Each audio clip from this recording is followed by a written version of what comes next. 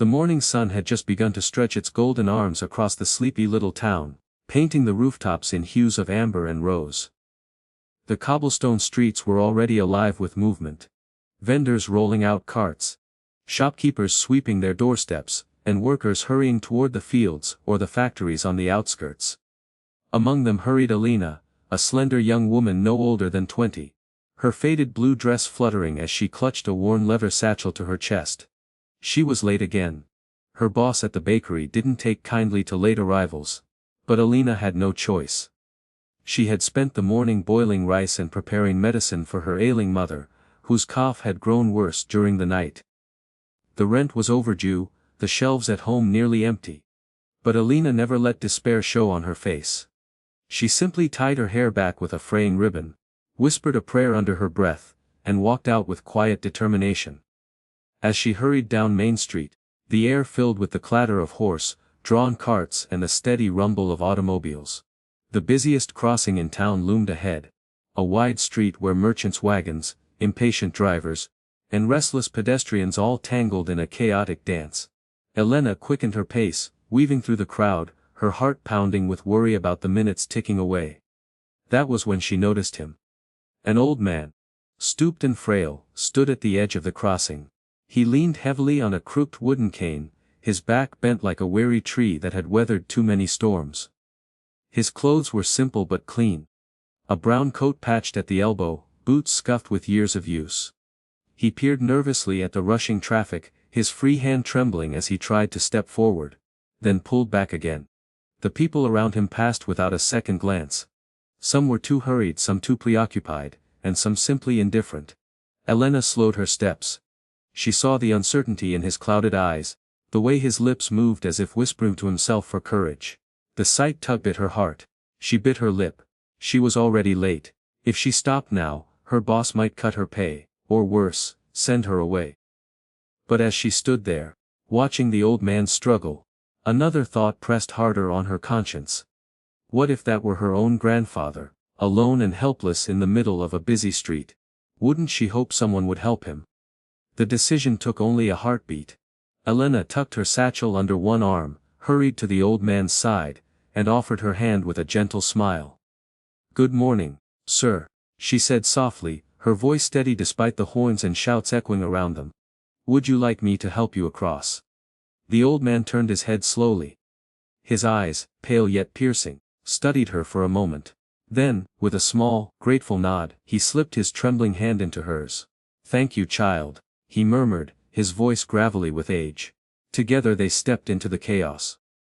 The carriages rattled by, horses snorted, and impatient drivers tapped their horns, but Alina held her head high and guided the man with care. She moved with calm certainty, timing each step so they wouldn't stumble. Her grip on his hand was firm but tender, reassuring him that he wasn't alone. At one point, a wagon rolled too close, splashing mud near their feet. Elena instinctively pulled the old man closer, shielding him with her own body. The driver shouted something rude, but she ignored it, her focus fixed on the trembling figure beside her. "Almost there," she whispered encouragingly, as if every step forward were a victory. Finally, after what felt like a small eternity, they reached the opposite sidewalk. The old man let out a shaky breath, his shoulders easing with relief. Elena smiled warmly and helped him steady himself, refusing to let go until she was sure he was safe. "There we are," she said, brushing her hands together. "All safe now." The old man looked at her with an expression she couldn't quite read. Something between gratitude and quiet curiosity. For a moment, it seemed as though he wanted to say more, but instead, he simply nodded and squeezed her hand. "You've got a kind heart," he said slowly, as if weighing every word. Not many stop for an old man anymore. Elena's cheeks flushed. She shook her head modestly. "It was nothing, sir. Anyone would have done the same," but deep inside, she knew that wasn't true. She had seen the way others walked past, eyes averted, too busy to care. Still, she didn't want to make him feel like a burden. She adjusted her satchel and offered him one last smile before turning to go. "Take care of yourself, sir. Have a good day." And with that, she hurried off toward the bakery, her footsteps light despite the scolding she knew awaited her. She had lost precious minutes, but strangely, she didn't feel regret. The image of the old man's relieved smile lingered in her mind, warming her heart like a secret reward. She couldn't possibly know that this single moment of kindness would ripple through her life in ways she could never imagine. Elena's footsteps quickened as she moved away from the crossing. But she hadn't gone more than a dozen paces when she heard the old man's voice behind her. "Wait, child." It was faint, rough like gravel, yet there was something commanding in it. She stopped and turned, startled to see him carefully making his way toward her, leaning heavily on his cane. Despite the tremor in his steps, his eyes held a sharpness that seemed almost out of place in his fragile frame. Elena immediately retraced her steps, reaching out to steady him again. "Careful, sir, you shouldn't strain yourself." The old man gave a quiet chuckle, a sound that seemed to come from deep within his chest. "You walk fast. Too fast for these old bones." "I'm sorry," she said quickly, cheeks warming with guilt. "I didn't mean to leave you behind. I just thought you'd be safer on this side." "Safer?" "Yes." He studied her face for a moment, as though memorizing it. "But I don't often get the chance to thank someone properly." Elena blinked, uncertain how to respond. She wasn't used to being noticed. Most people barely gave her a second glance. "You don't need to thank me," she said softly, shifting her satchel against her hip. "It was nothing. Really." The old man tilted his head. "Nothing, you say? Then why did no one else stop?" "I stood there longer than I'd like to admit. Dozens passed me by. But only you." He trailed off, narrowing his eyes as though the thought weighed on him. "Only you cared enough to pause." Elena lowered her gaze. She hated when kindness was treated like something rare. Like a jewel instead of the most ordinary thing in the world. It made her uncomfortable. "I just thought of my grandfather," she murmured, almost to herself. "If he were still alive, I'd want someone to help him, too." There was silence for a moment. When she glanced up she found the old man smiling faintly, though his eyes glistened with something unreadable. "Tell me," he said at last. "What's your name?" "Elena," she replied, hesitant but polite. "Lena," he repeated, rolling the syllables carefully, as if savoring them. "And where do you hurry off to with such worry on your face?" She hesitated again. Part of her wanted to brush the question aside. Strangers didn't usually care about her story. But something in his manner, in the quiet patience of his gaze, loosened her tongue. "I'm late for work," she admitted. "At the bakery near the square." "Eh?" His brows rose. "The one with the sweet rolls that smell of cinnamon." Elena smiled despite herself. "Yes, that one." The old man's gaze lingered on her. And she felt as though he could see beyond the surface of her words. He tapped his cane lightly on the ground, thoughtful. "Work is important. But you carry more than just work on those thin shoulders, don't you?" The question pierced deeper than she expected. Her lips parted, then closed again. She wasn't in the habit of sharing her burdens with strangers. Most people turned away when they heard of her struggles. Still, something in his voice, steady and kind, nudged her forward. "My mother is sick," Elena said quietly, her eyes lowering to the cobblestones. "She can't work anymore. The medicine costs more than we can afford, so I take on as many hours as they'll give me. Sometimes I help at the tailor's shop after the bakery. It's tiring, but we manage." The old man's hand tightened slightly on his cane, though his expression remained calm. "And your father?" Elena shook her head. "He passed away when I was a child." She tried to keep her voice steady, though the ache never truly left. For a long moment, the old man said nothing. The sounds of the street filled the silence, the rattle of wheels, the chatter of merchants, the bark of a dog chasing after a cart. But between them, there was a stillness, as though the rest of the world had blurred into the background. Finally, the man gave a slow nod. "A heavy load for someone so young. And yet, here you are. Helping an old fool across the street when you could have walked on. That speaks louder than you realize." Elena felt her cheeks warm again. She wasn't used to praise, it always sat awkwardly on her shoulders. It was just the right thing to do. The old man chuckled once more, though this time there was a weight behind it. "The right thing, yes. But so few do it." His gaze sharpened, thoughtful. As though he were studying a puzzle. "You remind me of someone I once knew." Before Elena could ask who, the bell of the town clock told the hour. she gasped, clutching her satchel tighter. Oh no. She turned. Panic flaring in her chest. I really have to go, sir, my boss will be furious. The old man gave a small nod, as though he'd expected it. Of course. Don't let me keep you. But as she began to step away, he called after her once more. Elena. She turned back, her breath caught between urgency and politeness. Never lose that heart of yours, he said simply. It's worth more than all the coins in this town.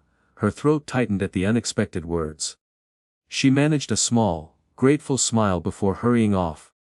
Her mind tangled between fear of her boss's anger and the strange, lingering warmth of the conversation. Behind her, the old man stood quietly, watching her retreating figure disappear into the bustling square.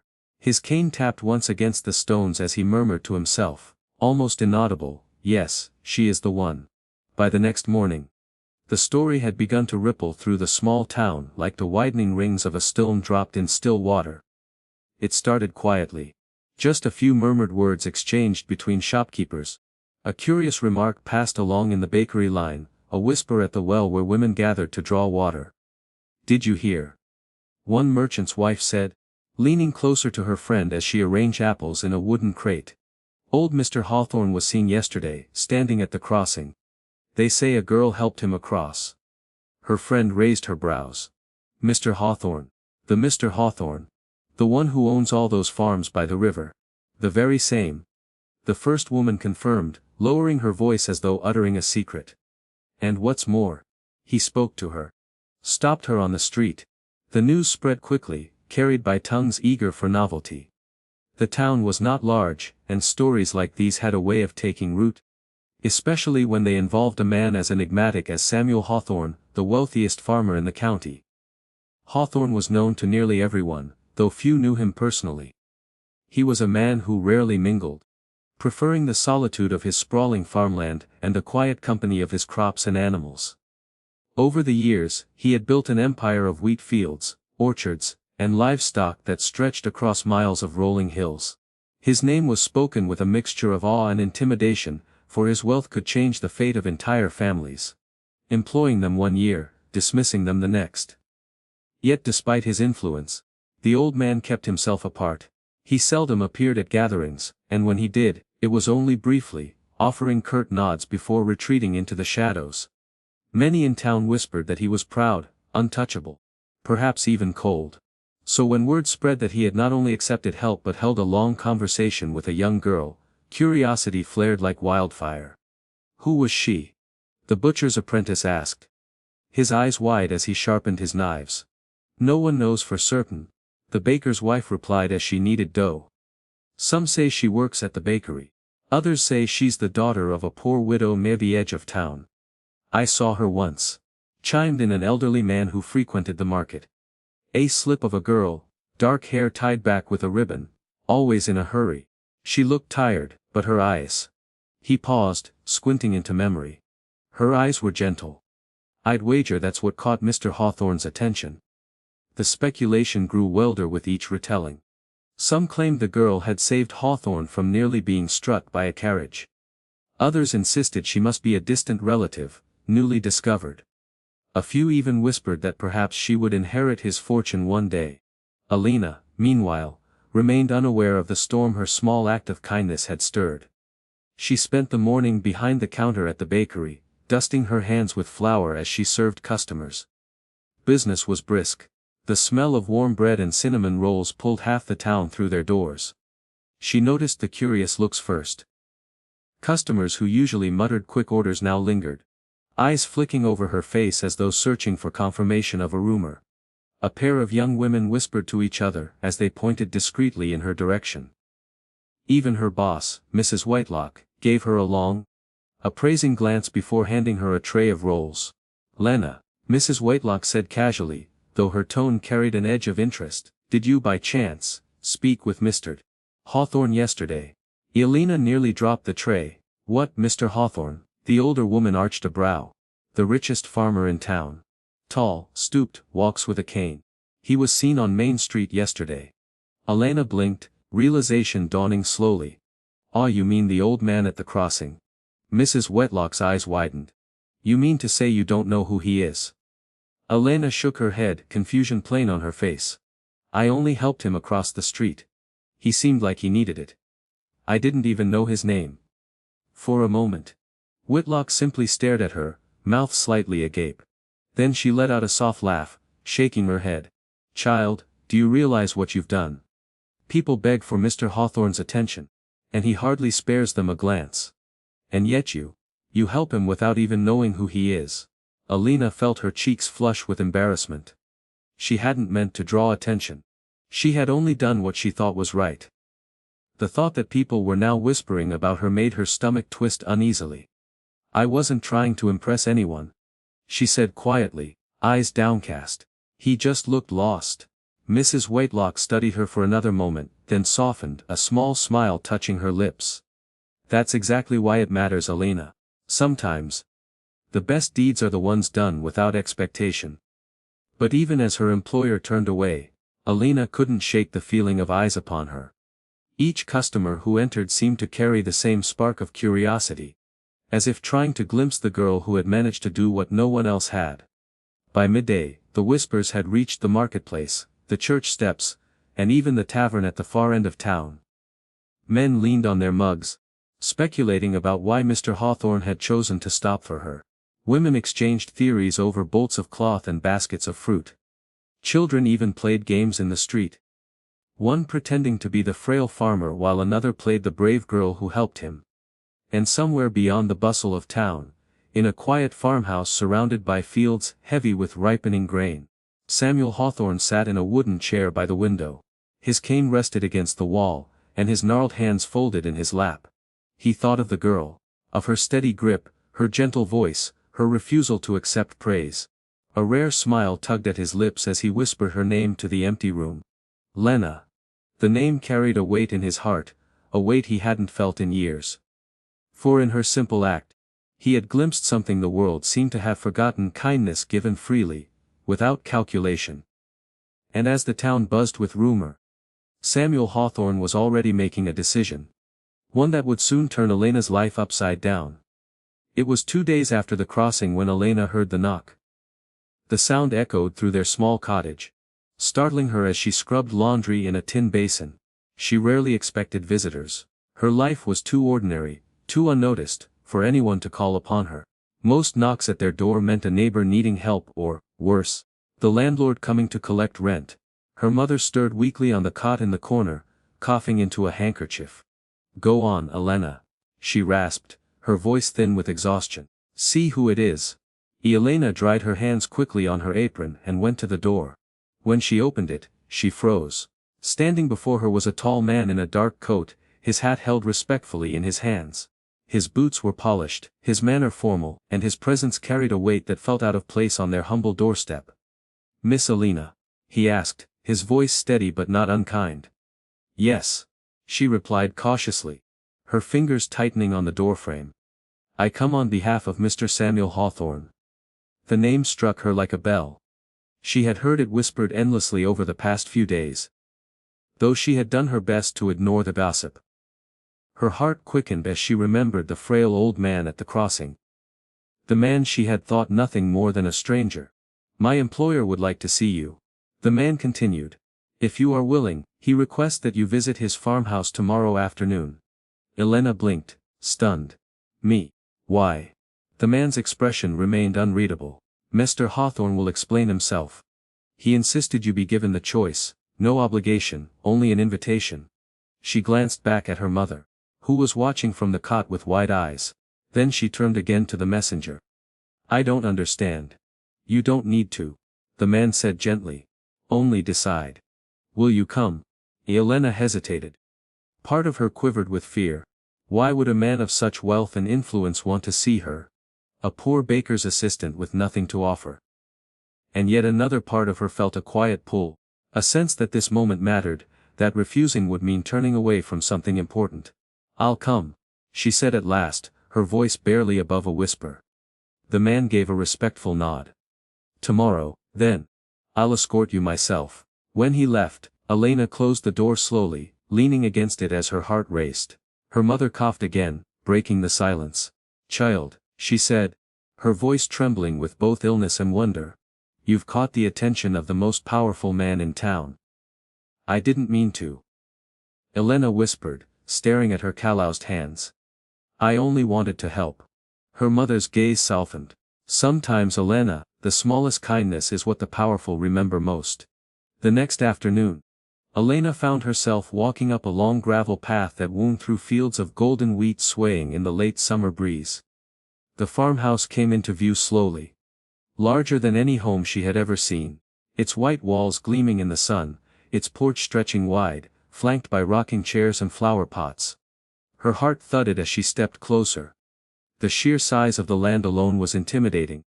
Acres of orchards stretched to the horizon, dotted with workers who paused briefly to watch her pass. She felt their eyes on her plain dress and patched shoes, and she pulled her shawl tighter around her shoulders, wishing she could disappear. The man who had come to her door walked a few paces ahead, guiding her without a word. When they reached the farmhouse steps, he opened the door and gestured for her to enter. Inside, the air smelled faintly of polished wood and herbs. The rooms were spacious, lined with shelves of books and walls hung with portraits of stern-looking men and women from generations past. Elena felt her throat tighten. She didn't belong here. Miss Elena. The man said quietly, Mr. Hawthorne is waiting in the sitting room. She nodded, her palms damp, and followed him through a hallway until they reached a door. The man opened it and stepped aside. There, seated in a high, back chair near the fireplace, was the old man she had helped. His cane leaned against the armrest, his posture stooped but dignified. His eyes lifted as she entered, and the faintest smile touched his lips.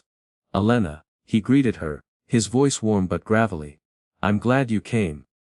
She lowered her head respectfully, unsure whether to curtsy or bow. Good afternoon, sir. Come, sit. He gestured to a chair opposite him. Elena sat gingerly on the edge, her hands folded tightly in her lap. She could feel her pulse hammering in her temples. You're wondering why I sent for you, Mr. Hawthorne said, studying her intently. Yes, sir, she admitted softly. He leaned back, his eyes never leaving hers. Because you did something very few people in this town would. You stopped. You helped me. Not because you knew who I was, not because you expected a reward, but because you saw an old man in need. Elena's cheeks flushed. It was nothing, sir. Truly. Anyone would have done the same.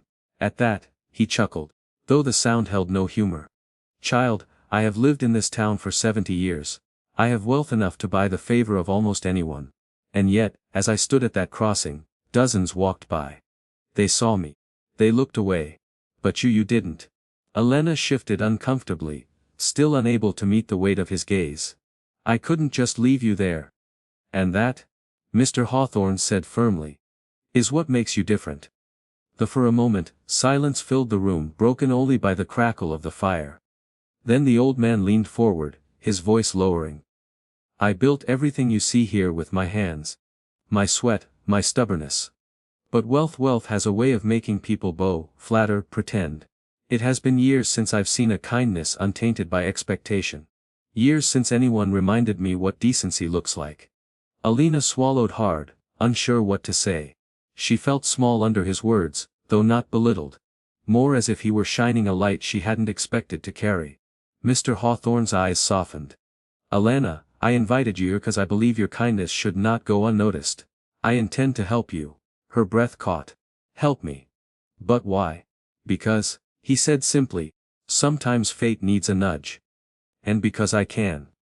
Elena's eyes widened as the truth began to dawn. The richest man in town had taken notice of her, not as a curiosity, but as someone worthy of his attention. And though she did not yet know the full measure of what he meant, she felt in her heart that her life was about to change forever. Elena's heart was still racing when Mr. Hawthorne's words settled over the room like a heavy quilt. I intend to help you. For a moment, she thought she had misheard him. She sat there, her fingers clenched together, her breath caught halfway between hope and disbelief. The old man's face was calm, but in his eyes flickered something she had not expected to see. Warmth. Sir, she said at last, her voice trembling, I don't understand. I'm nobody. I have nothing to give in return. Why would you? Mr. Hawthorne lifted a hand, silencing her gently. You have already given me something, Elena. Do you know what that is? She shook her head bewildered. He leaned back in his chair, his cane tapping lightly against the hearthstone. You gave me a reminder. That kindness still exists in this world. That not everyone measures worth by wealth or status. Do you know how rare that is? Elena's throat tightened. She wanted to argue, to insist it hadn't been extraordinary. But the sincerity in his voice left her silent. I've seen people grovel for favor, he continued, his tone almost bitter. I've seen friends turn their backs the moment fortune shifted. But you didn't know who I was. And, his gaze softened. That's worth more to me than all the gold in the county. The fire crackled between them, filling the silence with warmth. Elena felt her eyes sting as emotion welled inside her. She thought of her mother's wary face, the rent notices piling on the table, the gnawing hunger they sometimes endured. Could it be possible that this simple moment of compassion was about to change everything? Mr. Hawthorne shifted forward, his voice steady. Tell me, Elena, what is it you wish for most? The question broke something inside her. She had never allowed herself to think of wishes. Wishes were for children, for dreamers, for people who weren't weighed down by survival. But now, with his eyes on her, the words slipped out before she could stop them. My mother, she whispered. She's sick. I only wish she could be well again. Strong, happy. Mr. Hawthorne nodded, as though he had expected this. And for Elena hesitated. Her own needs always came last, tucked away behind duty and sacrifice. Finally she said softly, I want a chance. To learn. To work with dignity, not just struggle day to day. The old man's expression grew resolute. Then that is what you shall have. Elena blinked. Sir. I will see to it that your mother receives the finest care this town can provide, Mr. Hawthorne said firmly. Doctors, medicine. Whatever she requires. And as for you, Elena, I will sponsor your education, should you wish it. Or, if you prefer, I can offer you a position here on the estate. Work that values your mind, not just your hands. Her mouth fell open. She searched for words, but none came. The promises sounded too grand, too impossible, like stories told in bedtime tales. She shook her head, overwhelmed. I can't accept that, sir. It's too much. I've done nothing to deserve. Deserve, Mr. Hawthorne interrupted gently. Child, kindness does not ask if it is deserved. It is given freely. Just as you gave yours to me. Elena's vision blurred as tears filled her eyes. She pressed her hands to her face, unable to contain the sob that broke free. For so long life had been an unending battle. Scraping by. Sacrificing, hoping for just one stroke of luck, and now here was that stroke, not as a handout, but as a recognition of something she had never thought valuable, her heart. Mr. Hawthorne's voice softened. Do not weep, Elena. This is not charity, this is justice. Life should reward those who live with compassion. I am only helping fate along. She lowered her hands slowly, her cheeks damp, and whispered, Thank you. Thank you, sir. I don't know how to. You already have, he said, smiling faintly. By being exactly who you are. The days that followed felt like a dream. True to his word, Mr. Hawthorne sent a physician to their cottage. For the first time in years, Elena's mother received proper care. Medicines replaced the bitter teas Elena had brewed in desperation, and soon her cough began to ease, her strength returning little by little. Meanwhile, Mr. Hawthorne kept his promise to Elena. He introduced her to tutors who would teach her not just letters and sums, but the skills to manage accounts, understand trade, and one day oversee responsibilities far beyond her imagination. He insisted she no longer overwork herself at the bakery. Word spread quickly in town. The whispers that once carried curiosity now carried all. The poor girl who had once been invisible was suddenly seen walking alongside the richest farmer in the county, not as a servant, but as a guest, even a protégé. Some gossiped, some envied, but others, quietly, humbly, admired her. Elena remained the same at her core. She still smiled shyly, still offered help to strangers, still gave more of herself than she held back. But now, she carried something new, hope. A hope that had been planted by one simple act of compassion and nurtured by the generosity it awakened. One evening, as the sun dipped behind the golden fields, Elena stood on the farmhouse porch beside Mr. Hawthorne. The horizon blazed with light, and for a moment, the world seemed infinite. Do you see, Elena? The old man said softly. This is what kindness can do. It builds, it multiplies. until it shapes the very land around us." She turned to him, her eyes shining with gratitude. "I only helped you cross the street." He chuckled, his gaze fixed on the glowing fields. "And in doing so, you crossed into my life. Never forget this, child, sometimes the smallest steps lead to the greatest journeys." Alina smiled, the wind lifting her hair, her heart full in a way it had never been before. She had set out that morning as a poor girl hurrying to work. But with one act of kindness, she had stepped into a future brighter than she ever dared to imagine. And she knew, deep in her soul, that she would spend her life passing that kindness forward.